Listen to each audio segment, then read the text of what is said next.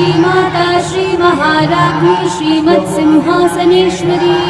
चितग्निकुण्डसम्भूता देवकार्यसमुद्यता उद्यद्भानुसहस्राभा चतुर्बाहु समन्विता रागस्वरूपपाषाढ्या क्रोधाकारां कुशोज्ज्वला मनोरूपेक्षुकोदण्डा पञ्चतन्मात्रसायका निजारुणप्रभापूरग्मज्जद्ब्रह्माण्डमण्डला चम्पकाशोकपुन्नागसौगन्धीकलसत्कचा कुरुविन्दमणिश्रेणी कनत्कोटीरमण्डिता अष्टमी चन्द्रविभ्राजद्दलिकस्थलशोभिता मुखचन्द्रकलङ्काभमृगनाभिविशेषका वरनस्मरमाङ्गल्यगृहतोरणचिल्लिका वक्त्रलक्ष्मीपरीवाह चलन्नीनाभलोचना नवचम्पकपुष्पाभन्नासा दण्डविराजिता